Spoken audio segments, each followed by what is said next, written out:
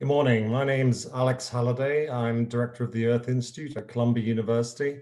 This is the first in a series of town hall and briefing events that we're going to be doing around the COVID-19 crisis and ways in which the Earth Institute and Columbia University more broadly is engaged with it, and business policy experts to develop solutions and solutions to some of the most profound challenges facing humanity. We focus particularly, of course, on the planet and sustainable, healthy societies. And this is a key issue right now as we work in these extraordinary times.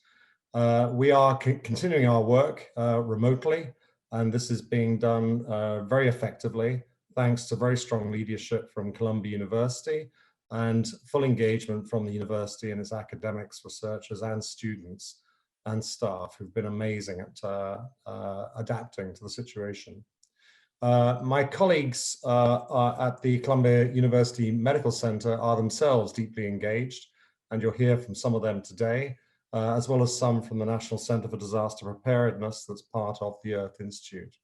We see it as part of our role to try and keep the community, the wider community, engaged and to answer some of those questions. So during each town hall, I'll provide a bit of an introduction and talk a little bit about what we're doing, but I'll mainly pass the floor over to three experts who will be talking about their work that relates to COVID-19 in particular. Following that, we will have a discussion. Many of you have contributed questions. We've put those together into certain themes that we realize people want to see answers to. And so I'll be putting those questions to our various participants. Today, we're going to hear from Jeff Shaman, who will speak on the state of the science, his own research work on COVID-19, recently published in Science in particular, and what is known and what is not known. Irwin Redlener will speak to the federal and state local response, including the differences between various kinds of directives, such as social distancing and sheltering in place. And then we've got Jeff Schlegelmilch, who will speak about the social elements and the practical guidance for individuals and managers. We're going to begin with Jeff Shaman, who is professor of environmental health sciences at the Columbia Mailman School of Public Health and director of the Climate and Health Program at Columbia University. Over to you, Jeff. Thank you, Alex, and thank you to you and to the Earth Institute for organizing this event. I'm going to tell you a little bit about, excuse me, the history of this virus as we understand it. We believe the emergence of the virus occurred in November of last year in China, probably somewhere in the area around Wuhan or in Wuhan city itself, with a jump from an animal reservoir to a human host. This is understood on the basis of phylogenetic modeling that uses sequence information to recreate the evolutionary tree of the virus since its emergence as we see it in the human population. And from that, they can back out or infer an estimate of when there was the most recent common ancestor in terms of a single sequence that jumped to humans. It appears, as I said, that took place sometime in November in China. And from there, it sort of moved along and was capable of sustained human-to-human transmission. And it really didn't get into the broader radar in terms of public concern, broadly captured by the media until the new year. At the end of the year, the Chinese government publicly announced that they had a virus, and they felt that they were able to contain it at the time.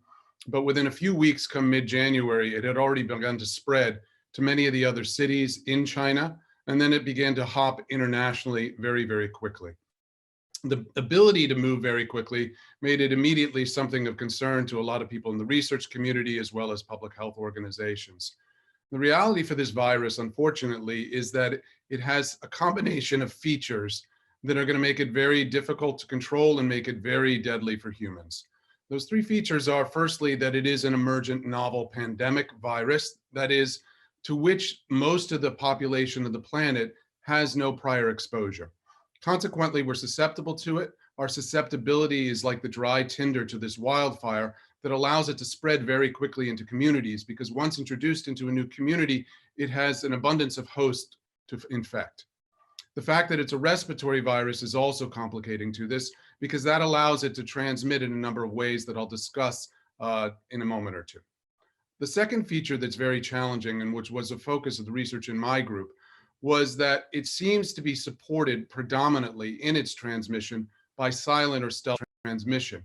That is, that the majority of people who are infected by this virus only manifest with mild or moderate symptoms. Some may even be asymptomatic.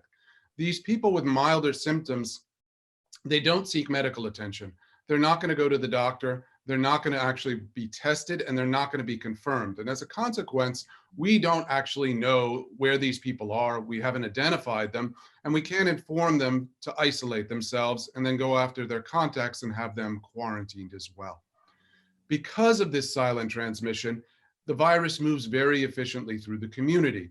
When you have a mildly symptomatic illness, maybe you have a sore throat, a light cough, some body aches, most of us will just go about our business. Same thing that we do when we get the common cold on any given winter season.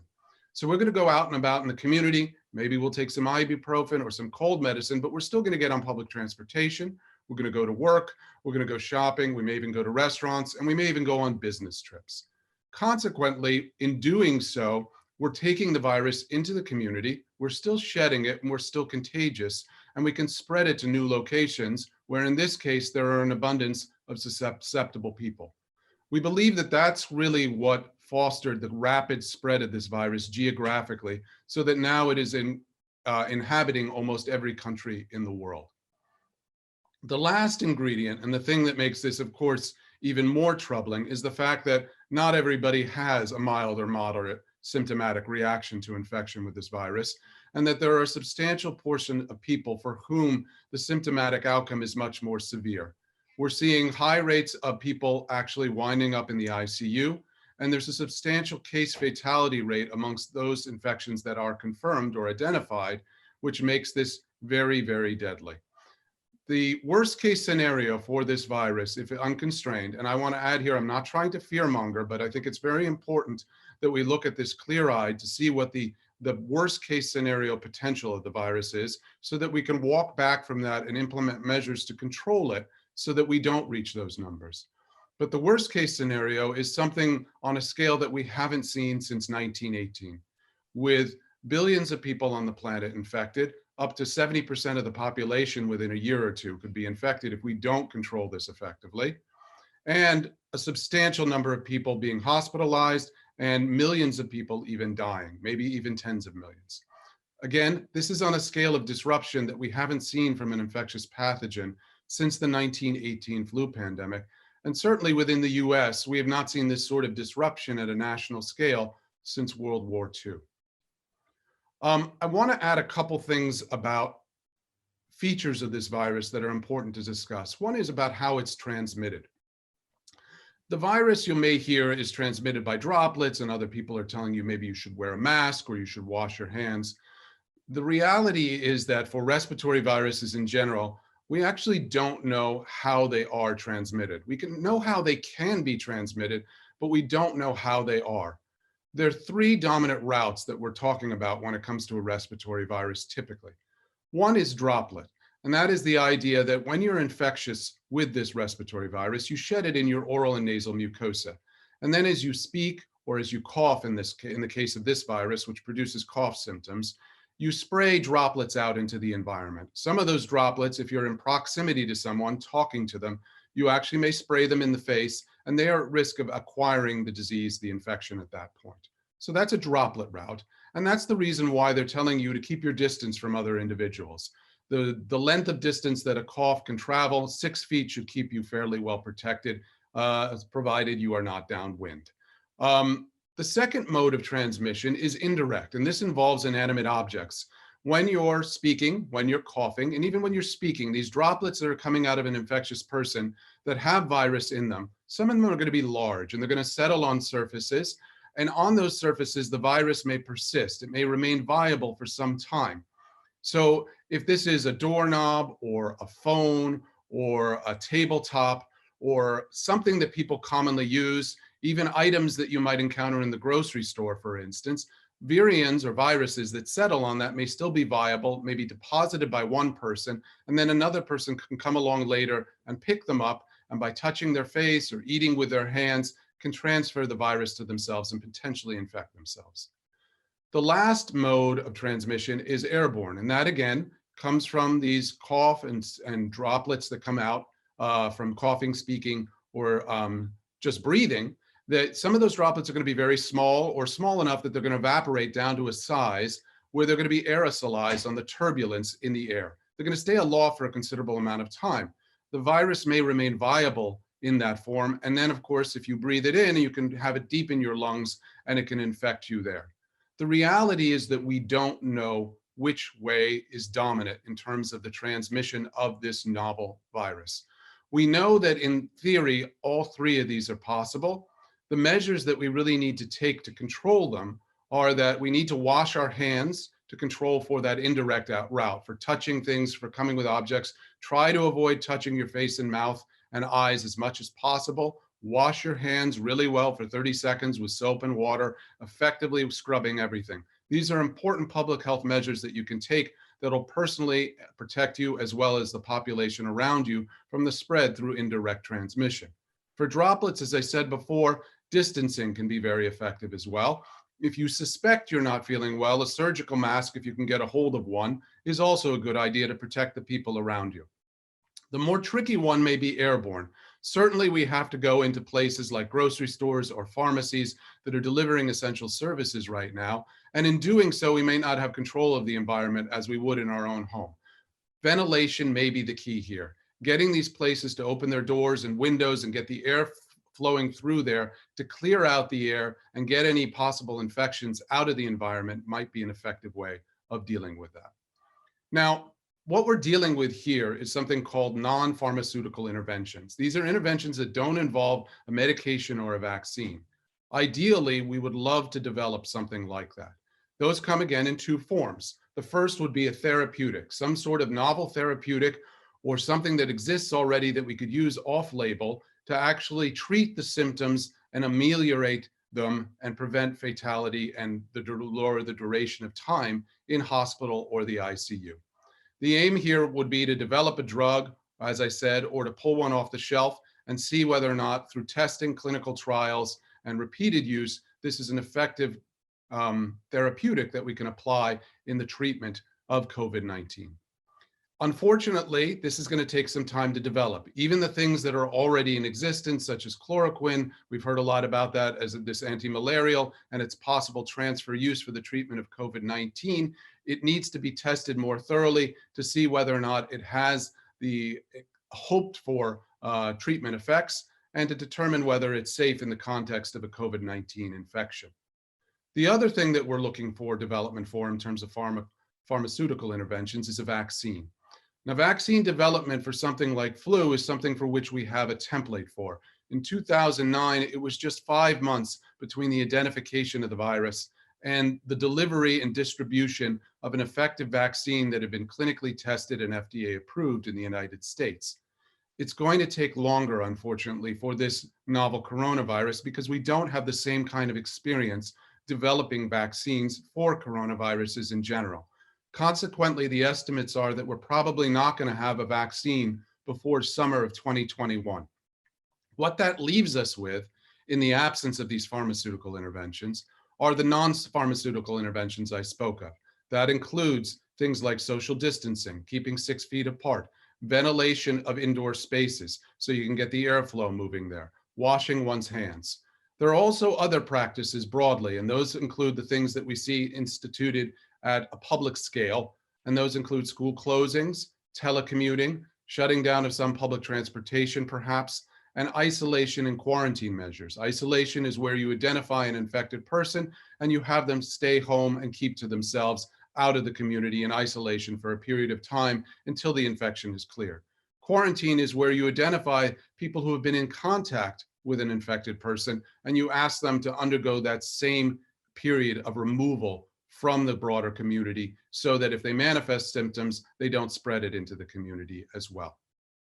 Now, I want to talk about a couple last few problematic features associated with this virus. The first is that the measures that we implement today, so for instance, here in New York City and in New York State, on Sunday, they implemented more extreme social distancing, shutting down measures, and bordering almost on a shelter-in-place recommendation in some instances. those measures that were taken in effect on Sunday are not going to be realized. We're not going to see the consequences of them for a week and a half to two. And the reason for this is there are a lot of baked in delays associated with seeing the outcomes of this infection as it proceeds through the population. Specifically, when a person is infected with this virus, they first undergo what's called a latent period, where they're not even infectious, they're not aware that they have the infection agent in them, and it lasts for a few days. After that, they may have what's called pre-symptomatic shedding, where they're contagious at this point, but they're actually not showing symptoms. Only after that do some of them, those who develop more severe symptoms, go down the path of having worsening symptoms and eventually seeking clinical care. That usually takes a week, maybe 10 days. The testing and the identification, the confirmation of somebody can take up to an additional 3 days. As a consequence, we're looking at a 10 to 14 day delay between infection and identification for a given individual. Consequently, any control measures that might be enacted today are not going to affect the people who are already infected. They're going to follow that progression. So we're not going to see changes or flattening of the curve until another week and a half or two after a particular control measure is applied. I should also add that there are even longer delays when you're looking at what the demand is going to be on hospital beds and ICU beds, which are things that you're going to be hearing about a lot and are very critical. That is even longer because there's an even longer delay after somebody is confirmed before they progress necessarily to needing a hospital bed or needing an ICU bed. Just to give you one quick example, in China, they began implementing control measures in Wuhan, which is the city which was the epicenter of this outbreak, on January 23rd. It was not till 4 weeks later that peak ICU bed demand occurred. So there are considerable lags here, and it's really important that people comply with the social distancing practices that have been applied and be patient to see that the effect of them is actually realized. I'll stop there and I'll pass it on to Irwin now. Thank you very much. Thanks very much, Jeff. Thank you. That was really fantastic. Looking forward to following up with some questions on some of that later on. I'm now going to hand over to Irwin Redlener. Irwin is director of the National Center for Disaster Preparedness in the Columbia's Earth Institute. He's also a professor of health policy and management at Columbia University and the Mailman School of Public Health. And he's professor of pediatrics at Columbia's Vagelos College of Physicians and Surgeons. Irwin, I know you've been helping the city and state quite a lot. I should say Irwin is being potentially going to be called away by Governor Cuomo and his team. So we'll hope we'll get as much as we can out of him prior to him having to take a phone call potentially. Irwin, over to you. Thanks a lot, Alex. And the other thing, I just want to say that I'm having a little trouble with my power connection on the laptop. So if I disappear precipitously, I'll get back on. But just that's where we're going. Anyway, I'm very happy to be part of this panel. I am extremely impressed, as I have been for many years working with the Earth Institute. But at a time of crisis like this, we have the capability of stepping up and bringing a spectacular array of experts to the table as needed from EI itself, of course, and from the Columbia University at large. And Alex, again, thank you for bringing us together. I want to say a few things, and I want to start with the information or news that you've all been hearing, as I have, that the president may want to start reducing restrictions or eliminating restrictions in terms of sheltering in place by the middle of April, specifically by Easter. I just want to say that on behalf of everyone I know in the business, that is literally out of the question. That cannot happen. It should not happen. We actually should be increasing the restrictions for some period of time now, which I don't see as being less than 4 weeks. So even in areas where there seems to be less prevalence of COVID-19, including many rural areas, there are already problems emerging. I spoke a couple of days ago with 25 leaders of rural and urban health centers around the country, and they're experiencing trouble already, and they're in places where access to healthcare may be very limited. So none of us, unfortunately, should count on an early release even for good behavior with this program. It's just, we're just going to be living with this for a while, which suggests a number of things that we have to pay attention to here. The first is that living separated from other people, from loved ones, from friends, etc., other than people in our family unit, is extremely difficult. There's nobody at any level of income or any demographic group that is going to escape this, period. You know, whether you're parents or whether you're a grandparent or a parent or you living with older people, there are things we're going to have to adapt to. The adaptation process is absolutely critical, and even our own family, I'm sure your families are trying to figure out what that means for people with children in school. Hopefully they're involved now in distance learning. If not, homeschooling is where we need to go. And it's really important for parents to understand their role as buffers from everything that's going on in the world, and being, you know, careful to, I know we're all anxious about this, but as a parent, the more you could, at least when you're dealing with your kids, just kind of put that in the back burner and just help them feel a sense of stability and protection from you as parents could not be more critical right now. There's ways of doing this. We'll be posting some things in our own site shortly about parenting during a pandemic, but it's not easy. And then related to that, of course, is that a lot of people who may or may not have had pre-existing issues with anxiety, depression, and so on, whether those issues do become exacerbated, and people who have not had that kind of history, this is going to be a stressful time. So helping to figure out how you can cope with issues like that is very important. New York State is standing up, has actually already stood up an 800 hotline that people can call and get somebody to talk to and try to figure out methods for getting through all this. My biggest concern at the moment, and obviously we've all been very concerned about the lack of testing. This has been a problem since the beginning. It's inexplicable. At some point there will be a postmortem about what happened, but right now we have, you know, other fish to fry. I think serious experts like Jeff Shaman and others who are modelers of disease progression, they're absolutely fantastic, and we're dependent upon them to keep us up to date about what we have and what we can expect. But they do not have, unless Jeff corrects me, crystal balls. In other words, they're very, very talented modelers. I mean, I could barely follow their work, but it's critical to deciding what our policies are. But that said, as Jeff has mentioned, this is a very, very unusual virus. It's a new virus that we haven't been exposed to before. So its actual behavior in real time, in real places, with real people, is a work in progress. But without people like Jeff, I don't know where we would be. But my biggest concern right now is the hospital system. I'm a former pediatric intensive care doctor, and I've two of my kids are in the medical field. And I want to tell you that not too long ago, I was talking about in future tense, what is going to happen to the healthcare system.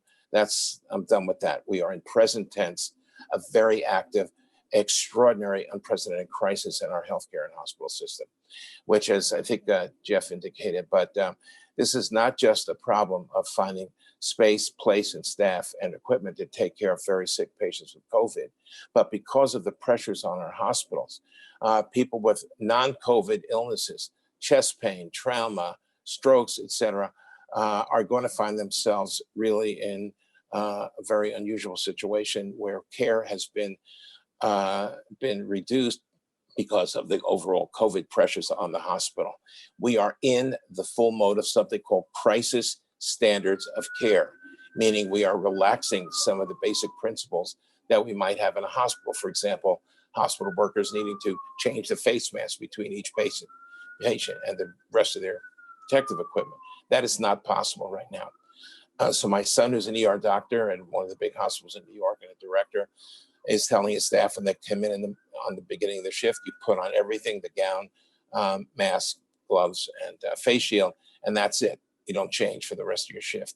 And many, many other things. Every single hospital in New York has been asked by the governor to expand ICU beds by 50% or preferably 100%. This means that hospitals are opening up beds, sometimes ICU beds in the cafeterias, in the respiratory therapy, in the physical therapy areas. So we're going to see some very big changes dramatically happening right now. But I think trying to stay out of the hospital unless it's absolutely necessary is really important. Unless, of course, you have a serious medical condition, you need to go, and then you need to go.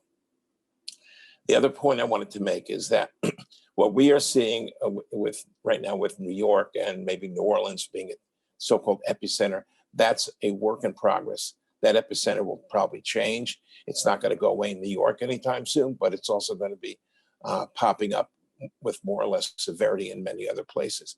What I really worry about, and this is of interest to many of us at the Earth Institute, who work on sustainable development, economic development in poor nations and other issues, we haven't begun to see the true impact of this pandemic in places like Africa and other parts of Southeast Asia and South Asia. So we already have seen it, obviously, in China and South Korea, but the worst is yet to come for places like the entire continent of Africa.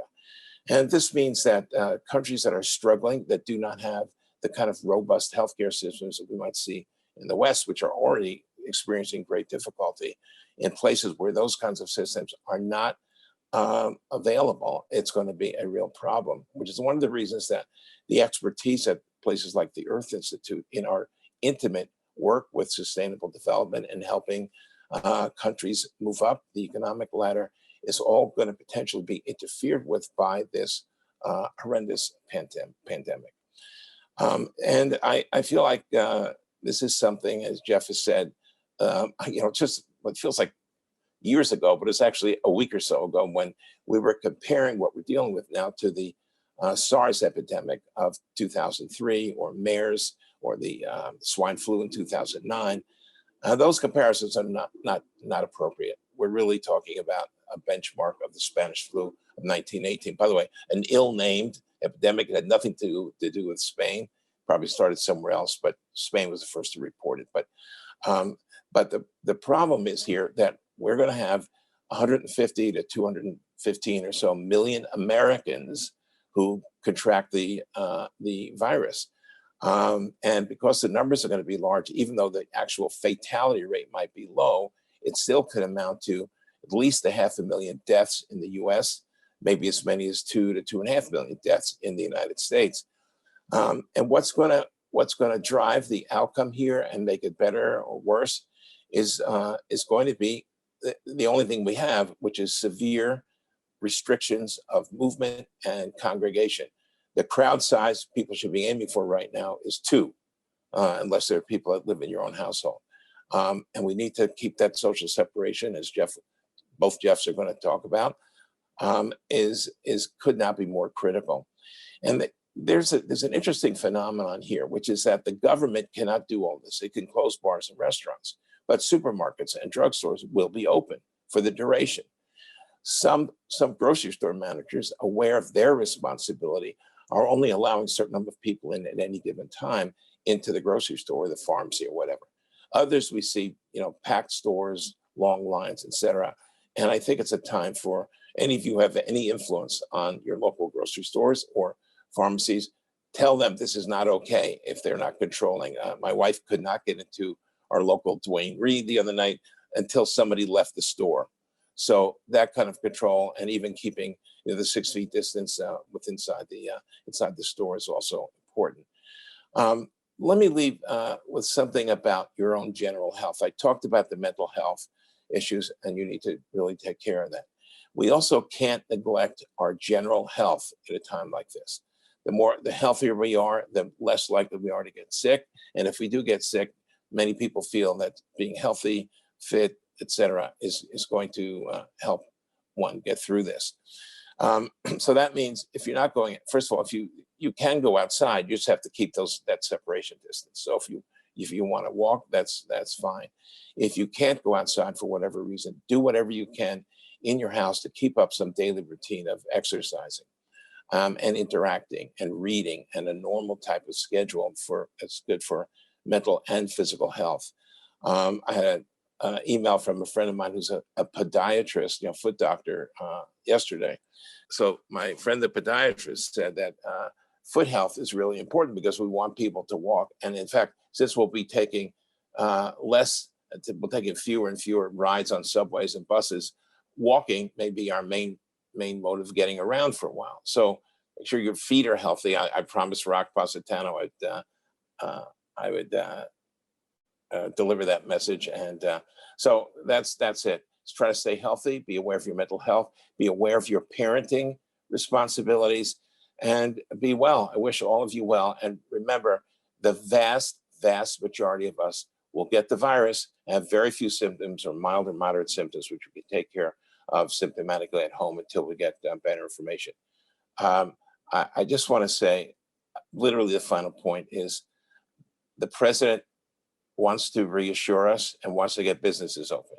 I don't know all of his motivations, but really pay attention to the CDC websites and local Department of Health and to experts. That's what I'd like to leave with, Alex. That's great. Thank you very much, Irwin. And certainly we believe in experts, which is one of the reasons why Columbia University is here to connect with everybody today. And we have some great experts here. I'm going to hand over to the third one of those right now, Jeff Schlegelmilch, who's the Deputy Director of the National Center for Disaster Preparedness at Columbia's Earth Institute. Jeff, over to you. Thank you, Alex, and thank you to my colleagues for the opportunity to speak with all of you, and to all of you for joining and being engaged with this really, it seems you can't get away from it, but to try and really kind of ground ourselves in the latest and best available science. So I'm going to talk a little bit about kind of the social impacts, some of the things we're seeing in the legislation, and revisit a few things that I think Irwin hit on as well. So the first is that, in order to address the public health issue and these clinical issues, we're also creating a number of social issues, right? That it's this secondary disaster of the slowdown in the economy, the slowdown in the wages, and everybody's sort of adjusting to this new normal. So the first thing I'd mention is that, social distancing, of course, has downsides, which my colleagues have spoken somewhat to already. Just looking after normal disasters, if there is such a thing, hurricanes, tornadoes, things like that, small businesses are much more vulnerable than large businesses. They don't have the same level of continuity of operations planning. They don't have access to the same lines of credit and cash reserves and things. And following a disaster, 90% of smaller businesses that don't reopen within 5 days fail within the first year. So it can really be a death sentence to small businesses. The other is that, as we've seen, although savings has gradually gotten a little bit better among the United States, about 40% of Americans don't have the cash reserves to pay for an unexpected expense of $400 or more. So these are two sort of underlying dynamics as we look at weeks at a time, and perhaps even months of some of these social distancing measures. These are particularly vulnerable households and particularly vulnerable businesses. CUNY, the City University of New York Graduate School of Public Health and Health Policy, is doing a tracking survey looking at the impacts in New York. And, it's hard to imagine. It's really been a relatively short period of time that we've been under this new normal. But even in this very short period of time, nearly a third, 29% of New York City households report at least one person losing a job. And this is disproportionate. This is much higher among those who don't have a college degree, and is much higher among those making less than $50,000 a year. It's also very disproportionately affecting the Latinx and Hispanic community, with about 41% reporting loss of a job and at least one person in their household. So when we look at this, I think it's important to think, within our communities, some of us are in different positions than others in terms of how we can reach out and how we can help. So a lot of folks out there are probably watching this, what's looking like a $2 trillion stimulus package working its way through Congress right now. It looks like the Senate has come to an agreement with the White House, and the House is set to do a voice vote on it tomorrow. So I haven't read every page of it yet, but I do have some insights to share from that may be helpful for some of these vulnerable groups as well as the broader economy. So, so in that bill, it looks like there'll be about $500 billion. That's 500 billion with a B, for distressed companies in the form of backstopping federal loans, as well as some direct grants for payroll and other things for the airline industry and particularly hard hit economic sectors. It looks like there'll be 350 billion with a B for small business loans. And again, a lot of these are low interest or no interest loans that could be really prove as vital lifelines to the vulnerability of small businesses that I just mentioned. But the one that everyone is probably following the most closely is at the household level, particularly people at the lower income levels. And it looks like that is going to be a part of this. It looks like it's set aside $250 billion for individuals and families. I'm not entirely clear yet if this is a direct payment or an advance on tax payments as had been done in the past. So there's some details there to sort through. And this will take at least a few weeks to implement once it's signed.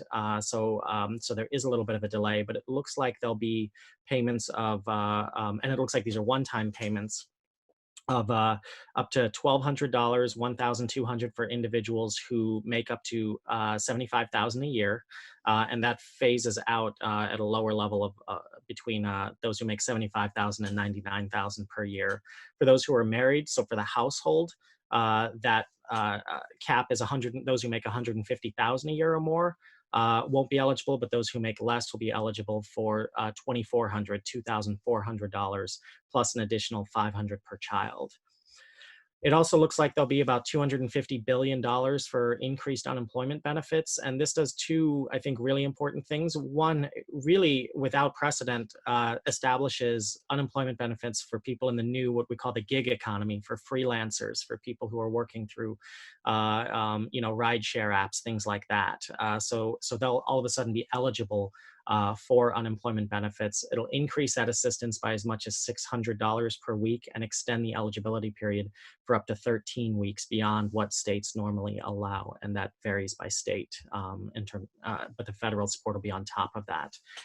There's also a lot of other areas for hospitals and the healthcare sector, ranging from reimbursements, boosting of payments from Medicare, as well as suspending planned cuts to Medicare, as well as additional funding for emergency food assistance for individuals and families, suspending evictions and student loans, and even all the way down to holding off on the rollout of the Real ID requirement for another year. Now, all that being said, and as comprehensive as that sounds, of course, business and people will fall through the cracks.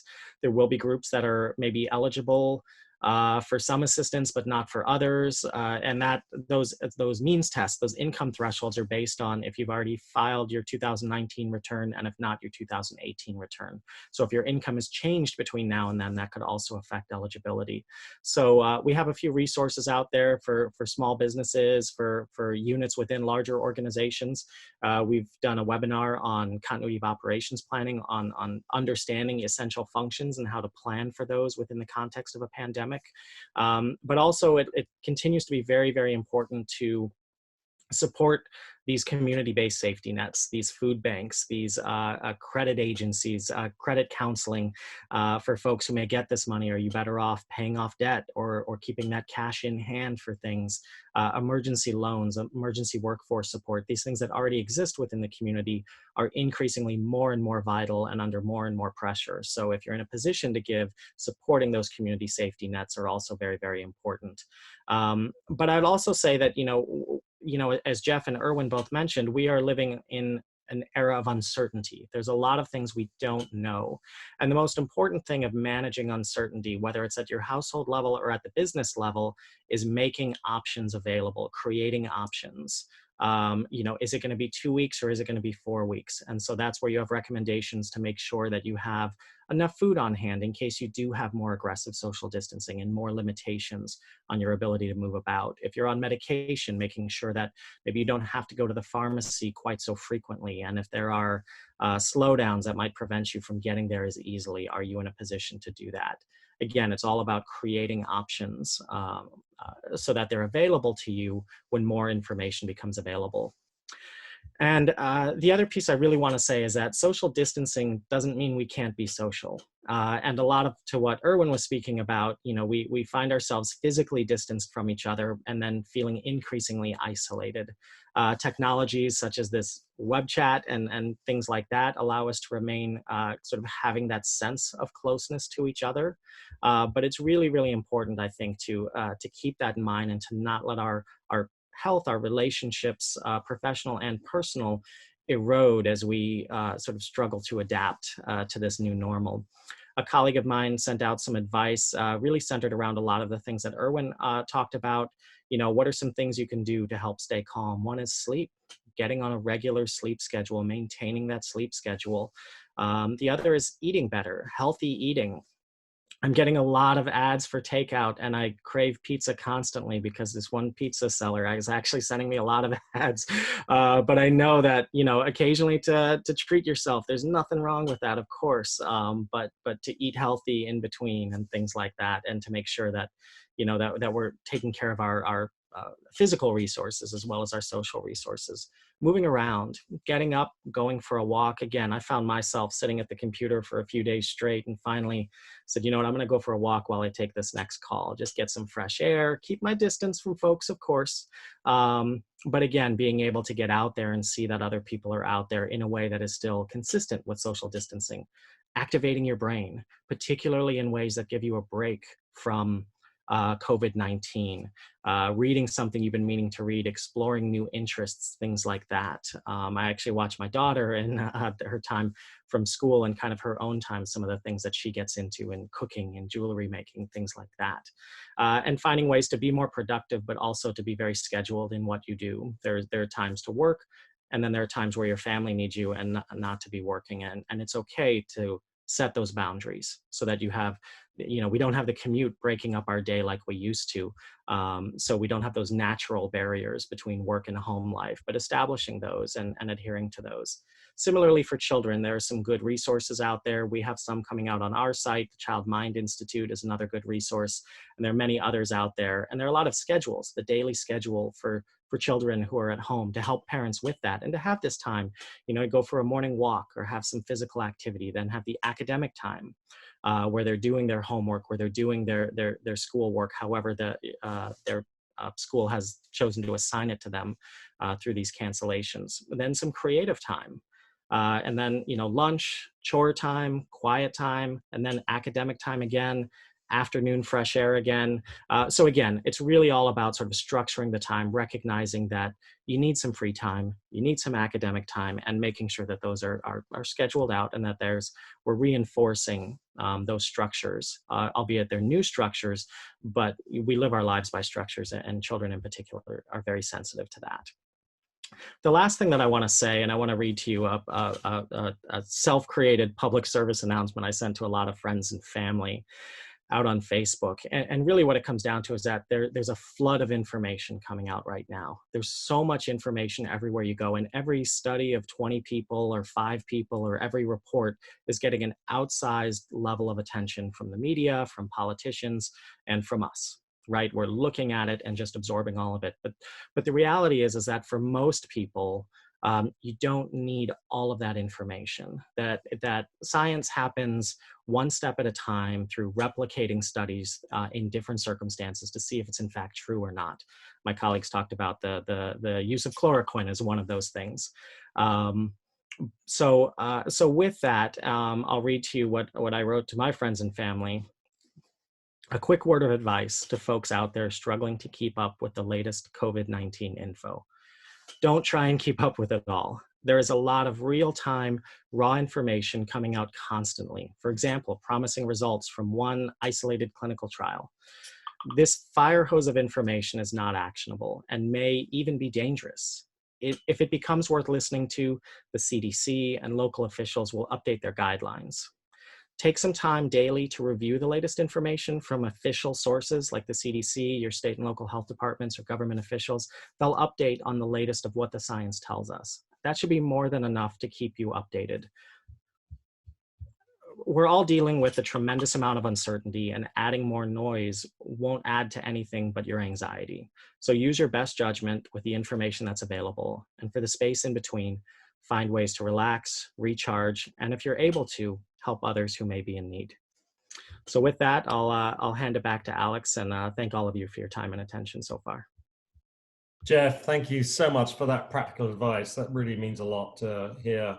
And the point about information overload and maybe anxiety over which you're getting from listening to too much as well, I thought was very, very important. We're all in one big experiment here, and it's really important that we look after ourselves going forward.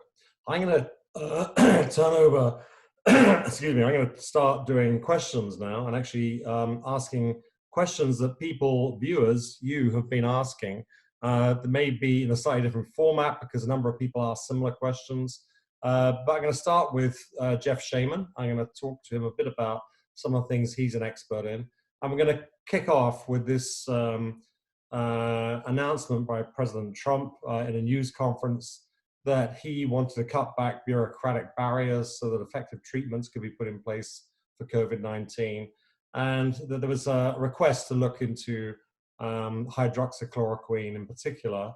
But there are other things out there like alpha-2b, zinc and Z-Paks. What are these how good are these therapies? What are they? And will there be approved therapies, antibody tests, etc., fairly soon? And we know vaccines are further down the line, but maybe you could say a bit more about that as well. Jeff, what's the guidelines here? Well, the issue here is that typically what we want to do is we want to assess a new drug or even one that's been used for another purpose and then is being taken off label or being used in compassionate use on somebody and because there's desperate need to try something. We want to assess whether it works effectively. So there's been a lot of scuttle in the media, and the president has spoken of this use of chloroquine off label to actually treat COVID-19 patients. At present, the data for this is not substantive enough to say that this is something that we're going to see applied broadly. We need more studies on it. We need to know if it's safe. We need to know if it's effective. The study that I saw had only 20 people in it, and while it was promising and it showed something, 20 people is not enough to draw a conclusion from. I'll give you as an example. Early on, there was some reports out of France that ibuprofen was causing a problem when used to treat some of the symptoms associated with COVID-19 infections. And the WHO was actually jumped on that and said, maybe we shouldn't actually use it. They reversed their position about a week later, saying that it doesn't seem to be actually any problem in using it and that it appears to be okay to use ibuprofen. My point here is that the situation is in flux. It's highly fluid. We have a lot of things being tested and tried. What's really important here is that the safety of the drugs that are being applied, particularly in the context of somebody with a SARS-CoV-2, the virus in question, infection, is tested out and is looked at before we start broadly applying it anywhere. There are a lot of therapies out there. Certainly, some people, not just the president, are going to talk about accelerating the process and maybe cutting short some of the safety protocols that are going into testing and vetting medicines.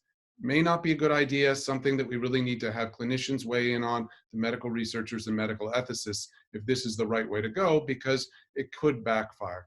That said, we're looking at a number of off-label products, new other therapeutics are being developed, and even some other types of what are called passive immune therapies are being explored, where they'll take the antibodies from one person, filter them, and try to then use them to treat the disease in somebody else. A lot of strategies are being developed and employed and tested, but the reality is it's going to take some time to actually make sure that these are capable of clearing the infection or minimizing symptoms and keeping people safe while not causing any adverse other consequences. And what about vaccines? Is this, are there many, many different companies working on vaccines right now? What's the scale of it and what's the time scale as well? There are lots of companies working on vaccines. So, the real easy thing to do is to get the sequence of the virus, which was made publicly available a couple months ago, and develop a candidate vaccine off of it. Something that uses some synthetic component of the virus, puts it into what's called an adjuvant, which are these reagents that are supposed to boost your immune response and develop a vaccine. The hard part is what follows, and that is that in our country, we go through 3 phases of clinical testing. In the first, a very small number of people volunteered or tested to test the vaccine candidate for safety and immunogenicity, whether or not it's actually going to provide the antibody response in the hosts that would be necessary to potentially bind to and clear the infection. Once it passes that, it goes to phase 2, which is usually targeted at people who are at risk. It's a larger study of mid-size, and you put it into at-risk populations. You again monitor the safety, and because they're at risk, you're looking to see whether or not those that got the vaccine as opposed to a placebo are doing better in terms of not getting as many infections or having more mild infections when they are infected. The third phase that they then typically go through is a phase 3 trial, which is a larger scale study. And if it passes that and shows that it does have immunogenetic properties, that it's producing protection in the population that was administered the actual vaccine, then it goes for FDA approval and it's brought out on the market. As I mentioned before, this can happen very rapidly if it's a virus to which we have sort of the templates and the building blocks with which to produce a good vaccine.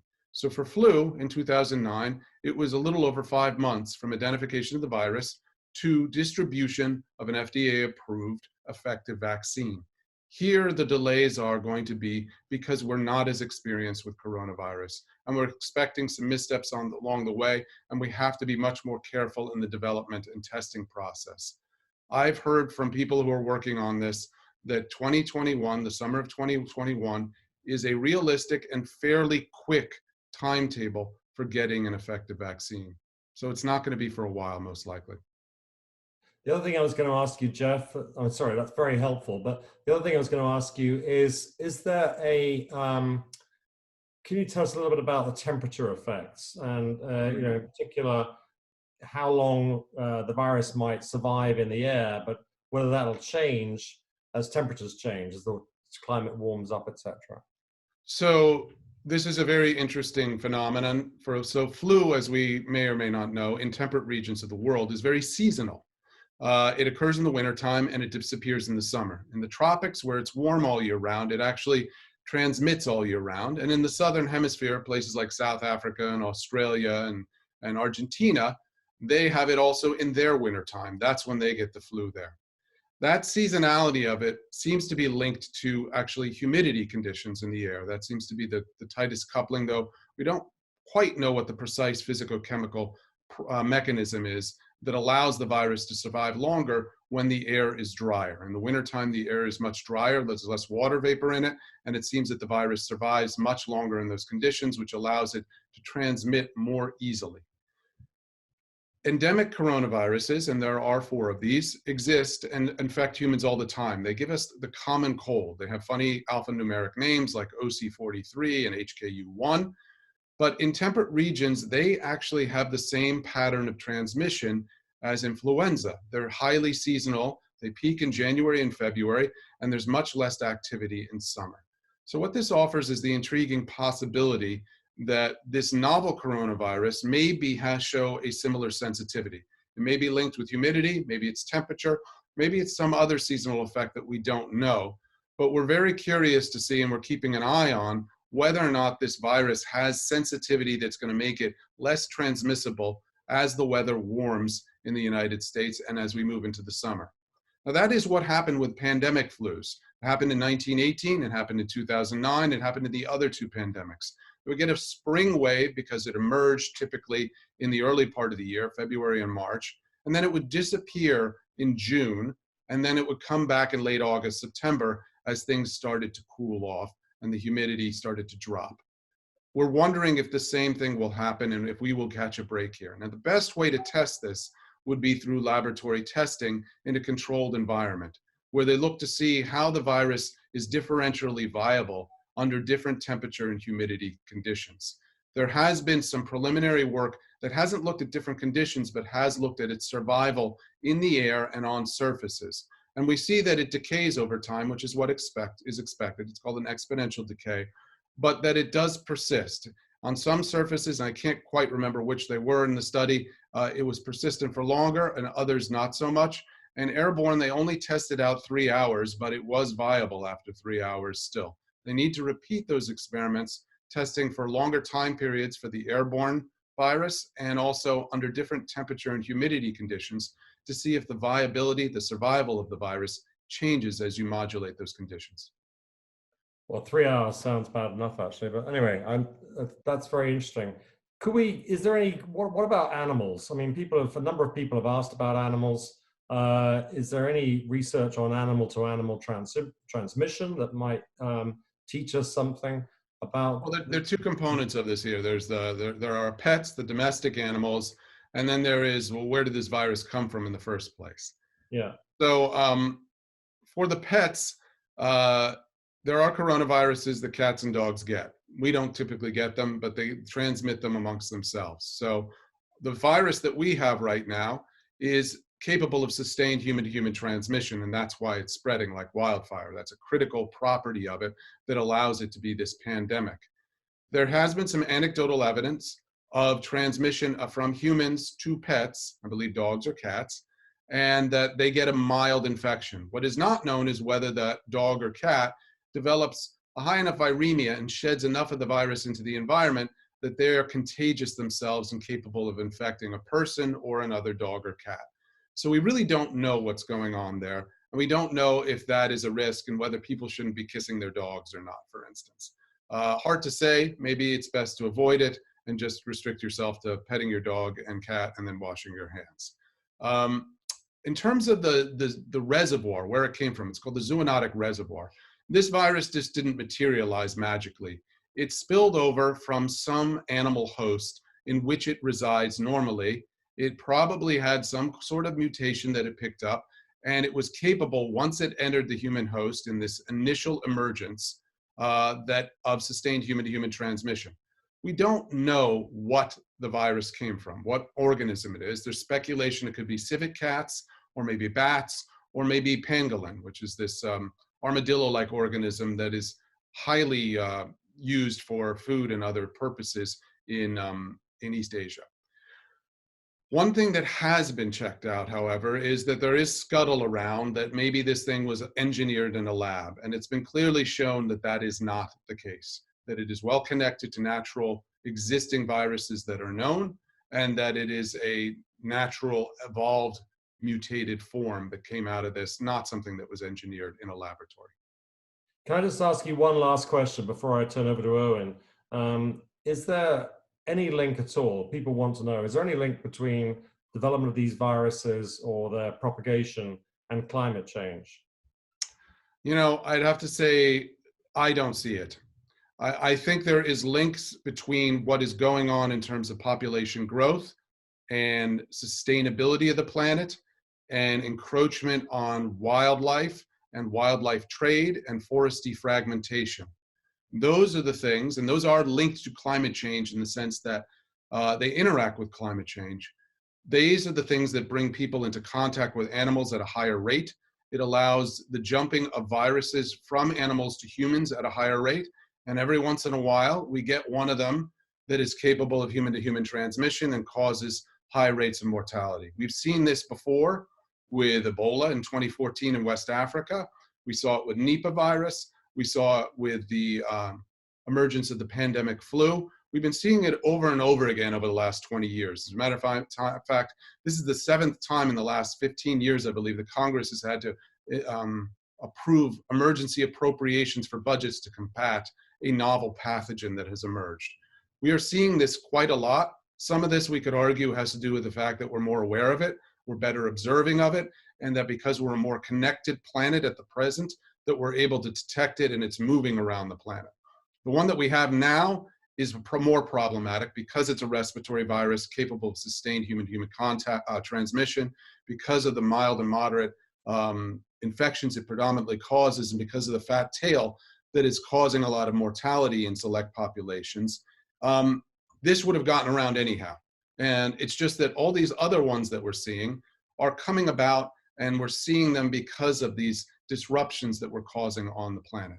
So I don't link it so much to climate change as to overall issues of planetary sustainability and how we're managing and using our planet's resources.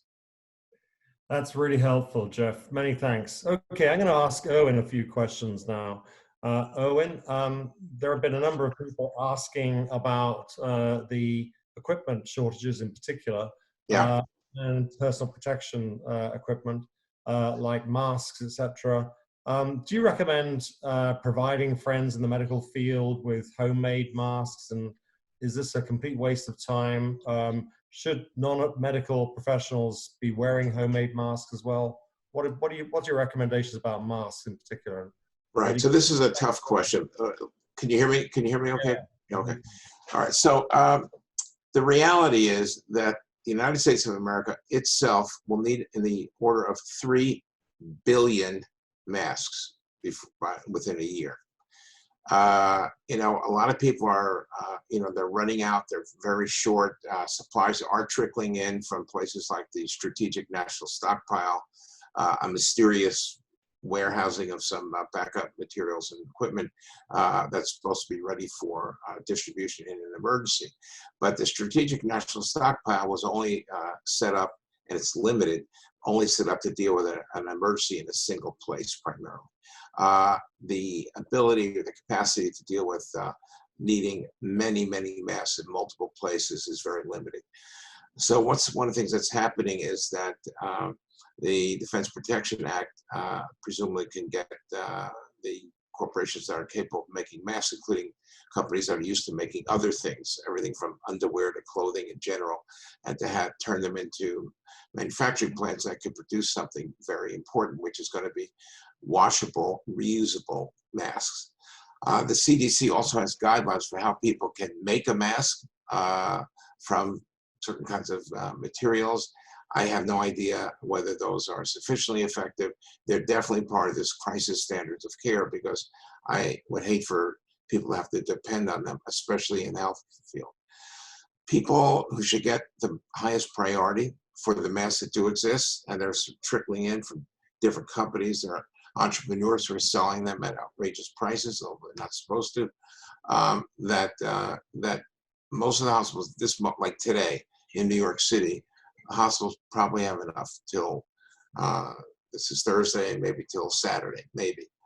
And for the general public, and by the way, those people in the hospitals, especially with direct patient care, you have emergency room doctors and nurses that are literally in the faces of people as they're doing vital signs and checking them. And of course, then there's the doctors, nurses, other staff on the floors in the ICUs and so on. They should have the absolutely first priority for the more effective mask called the N95 mask.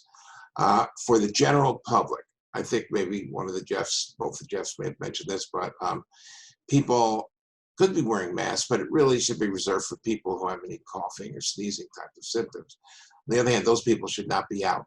If they do have to go out, then a surgical mask is, you know, better than nothing, and they should wear them. But otherwise, I think we're going to be in trouble in terms of the PPE supply for the foreseeable future. And hopefully, the general public is not hoarding these, and people are encouraged to take whatever supply they have and turn them into their local hospitals. What about hospital beds? There's supposed to be some, like we need about 100,000 more. The virus is now hit 500,000 people worldwide. It's showing no sign of really stopping right now. So what are the shortages going to be, and how are we going to deal with this? Is the Army going to build them, or what's going to happen? So the shortages are now. Elmhurst Hospital in New York City, in the borough of Queens, has approximately 150 patients in the hospital, many in the ICUs. The ICU beds in many hospitals aren't done. So hospitals are turning to alternative spaces. And as I said earlier, there may be, you know, setting up beds in cafeterias and other parts of the hospital where you would not expect to see beds. The assets from the federal government, for example, there's a massive convention center in New York called the Javits Center that is being turned into a very large-scale field hospital. For the time being, it will be staffed with some federal team, medical personnel and support staff. They will have equipment. There's no guarantee how long those beds are going to be able to stay there, because let's say New Orleans blows up to become even a worse problem, relatively speaking, than New York. There's a limit to those federal assets they'll have to move. The beds can be found and built. The respirators, the mechanical ventilators rather, which we're going to need for almost every patient in the ICU, not so easy. There's some alternatives out there. There are manufacturers being pressed to increase production or even make them from 3D printers and so on. So the solutions are all long and they're all relatively inadequate to the extent of the problem. There's been some talk recently about whether patients with COVID who need ICU beds can even be admitted at all.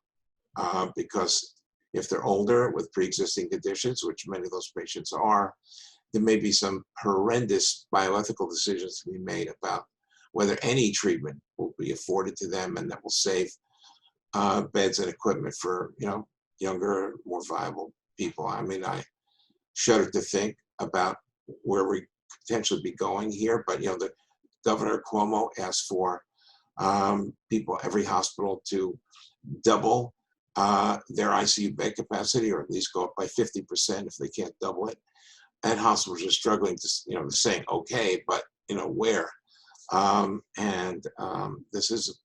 It's a major, very active problem as we speak. Okay, that's very helpful. What about people who never develop symptoms, whereas others seem to develop suffer greatly from the disease? How contagious are asymptomatic people in particular? If you have mild symptoms, you know, at what point should you be concerned? And also, could you experience lasting health effects from this? Like, yes, sure. So a couple of things about this, and as Jeff Shaman said, you know, the different modes of transmission, and the most important one, I guess, or the most significant one in terms of spread of disease, is the virus in water droplets, which get excreted when you cough or sneeze. And then the surface issues where they land is another issue. In that case, you know, if people are coughing or sneezing, that is a very important way of transmitting, and those people need to really be, you know, to staying away from us. And that's hopefully that will happen. If, like I said, if they have to go out, they should be wearing a mask. I hope they don't go out personally. I think we're dealing with something that is very difficult to deal with, to process. But people who are completely asymptomatic but are infected still may be excreting the virus as they breathe. But that only is a matter of inches as opposed to 6 feet, like with a sneeze or a cough. So that would be more in very intimate contact with people where, you know, spouse who's carrying it and is in close contact with husband or wife or partner, those people are, you know, are spreaders in those situations. But you have to be pretty up close and personal to acquire it that way. So is it fair to say that, do you feel that shelter in place is going to really have a significant impact? And how long do you think we're going to have to even do what we're doing right now before we start to flatten the curve? Everyone's talking about flattening the curve. How long does it take to do this? And what's realistic? Well, first of all, in the absence of vaccine or specific antiviral treatment that actually works for coronavirus, you know, we don't have there's not a big toolbox. And in the toolbox primarily is this social distancing and sheltering in place. I think we're many weeks away from that happening, in my opinion, but I wouldn't mind hearing what Jeff Shaman has to say about that also. I think, like I said earlier, it would be, let me call it reckless, to think about this ending in April. We're not even close to peaking in places like New York, and other places are going to be, you know, experiencing higher rates of infection as well. So, and I'm not even sure the president can, you know, quote unquote, you know, limit the restrictions or end the restrictions. Those are state and local decisions, hopefully, and they'll remain that way. We have some terrible examples in the US where, for example, in Mississippi, where towns, communities, cities are making very strict social separation, sheltering in place. It's being overridden by the governor. Says it will not happen in Mississippi.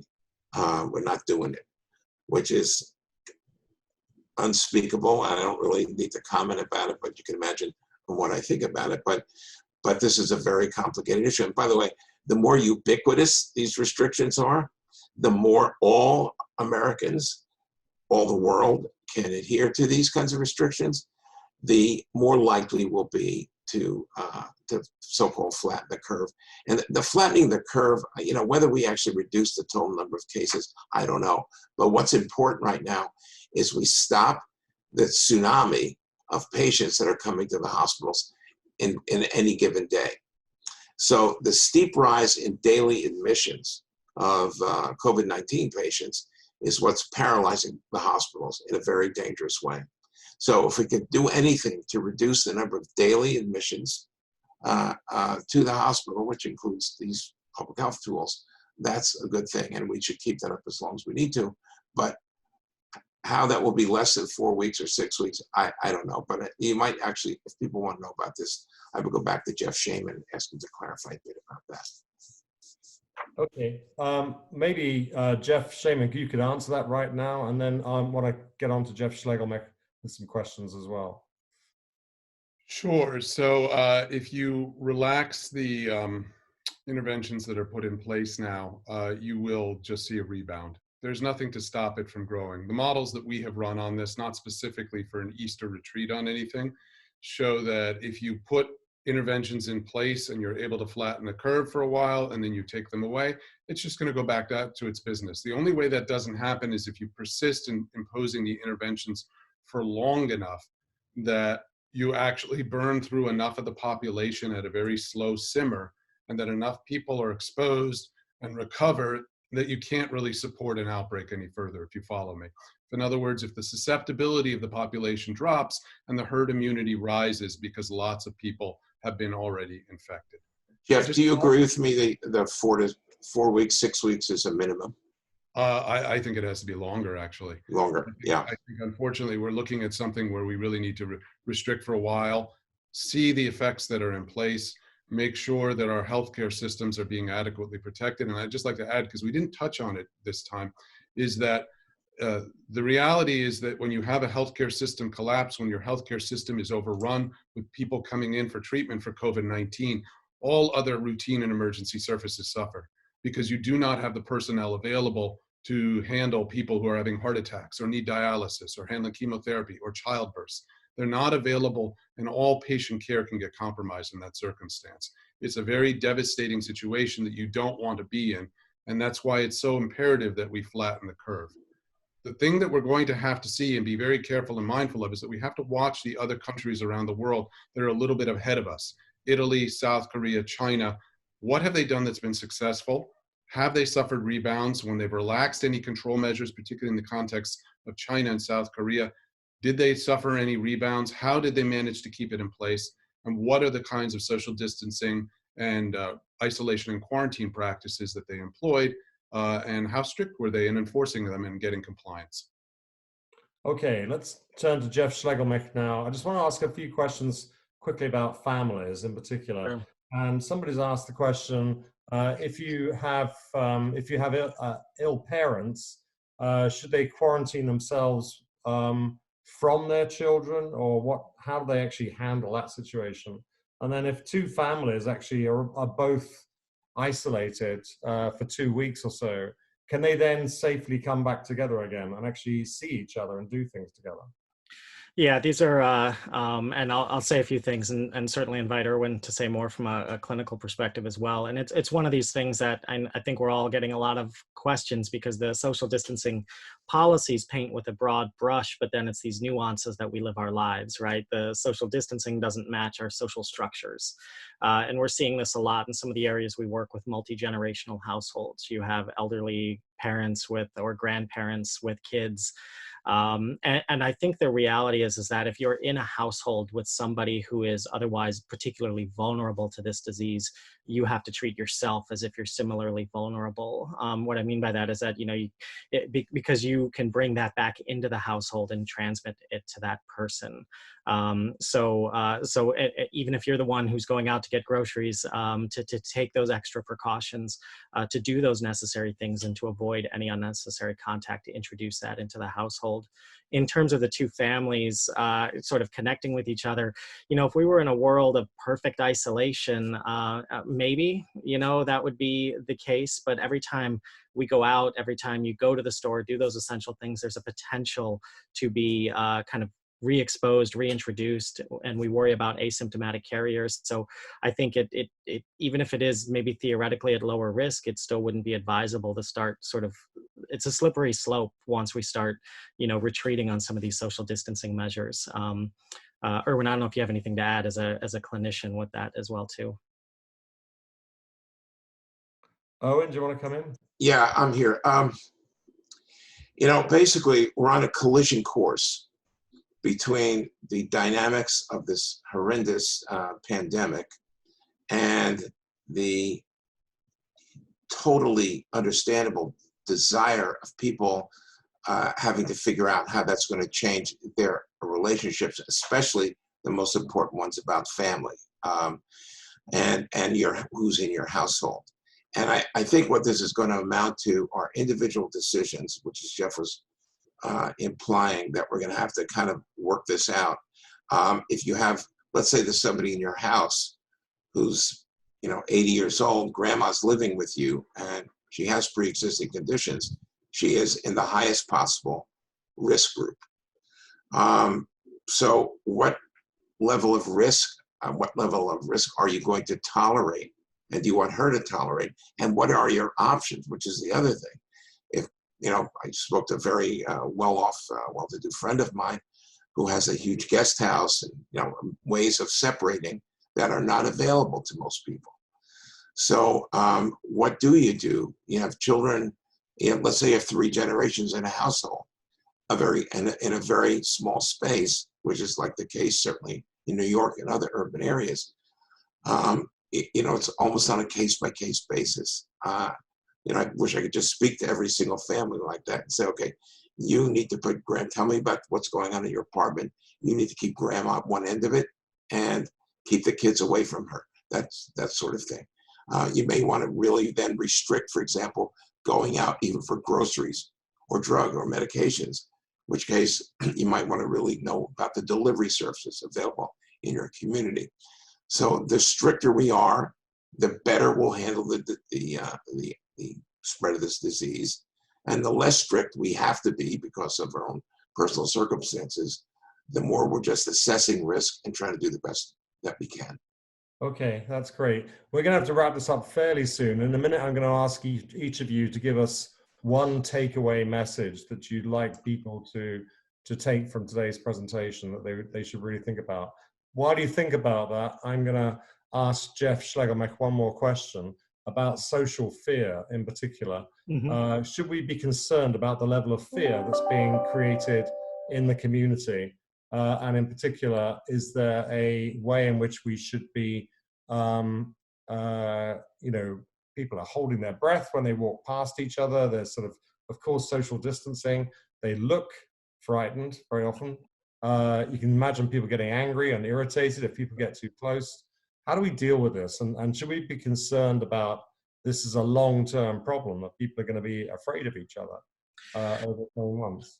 Yeah, so we're entering into now is actually a very fragile point in the timeline of social distancing. We're sort of through that initial adrenaline rush of get ready, adjust, things like that. Now we're getting into this steady state where we're looking for ways to cheat, or looking for ways or we're just tired and frustrated and trying to adjust to this new normal.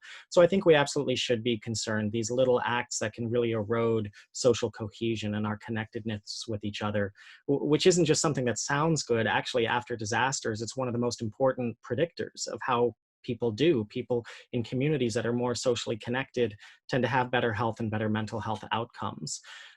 So with that, what I would say is that at a broader level, looking at ways that we can engage that we can find opportunities for new ways of connecting and new ways of being good to each other. At an individual level, I'll tell you what I tell folks in really any kind of conflict situation. You can't control how somebody else behaves. You can only control how you behave. That being said, you can really change the tone of an interaction. I was walking around the neighborhood, a lot of folks walking, sort of eyeing each other like, you cool? Then I realized that, why don't I just raise my hand and say hi to them, tell them good afternoon. All smiles, they said good afternoon. It's amazing how quickly these interactions can become reassuring rather than facilitating kind of this panic and anxiety. And so I think it's both through very large acts that this pandemic will be stopped, but it's through very small acts that happen all the time that we'll be able to sustain and maybe even build on that social cohesion between ourselves, our families, and our neighbors. Okay, that's really, really helpful. Okay, I'm going to ask Jeff Shaman now which one takeaway he would basically ask to leave people to take away from this event. Which one thing, specific thing, would you like each of us to understand? I think I'm going to emphasize the patience in the effects of the social distancing and isolation that we're seeing in the communities and the restrictions that have been put in place.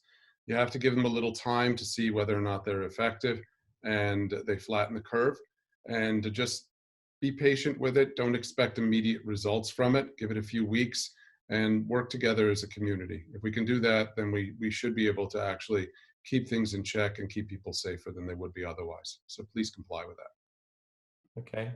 Owen, what about you? You need to unmute. Owen, you're still muted. Got it. Okay, I got it. Okay, I unmuted. So I would like to say, I think for me, it's really all eyes on the healthcare system. It's on the verge of collapse in ways that are not necessarily apparent to people. You know, we watch the news, but believe what you're hearing and reading about. It's in great danger. And what that means for citizens, it means, you know, putting pressure on your elected officials, you personally try to stay with your, from the hospital, unfortunately, and everything that's even remotely elective needs to get postponed.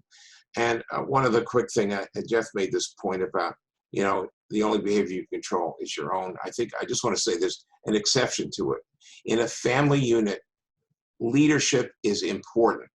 So somebody has to fake it, even if they're upset, and be the parent and say, you know, this is what we're going to do, guys. This is what how we're going to handle it. This is the kids. This is your school schedule. We're going to be going through the lessons and so on. You'll get a recess at a certain time. We'll all eat lunch together and so forth.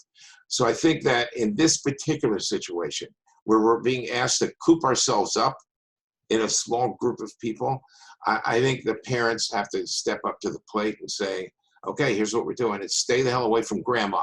She's staying in the back room, and that's where she's going to be. You may not go sit on her lap. She's not going to be reading a book right now, you know, in close proximity and so on. So I think strength and resilience, as much as we can try to make that happen while we're all deeply anxious, is really important. As a grandfather myself with 5 grandchildren blocks from me, I am in pain, but we're going to have to just deal with it.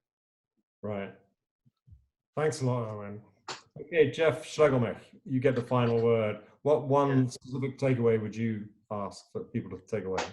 Think about. So I'm reminded in times of uncertainty that, right, our instinct is to try to impose certainty on an uncertain, incomplete information, which of course isn't possible.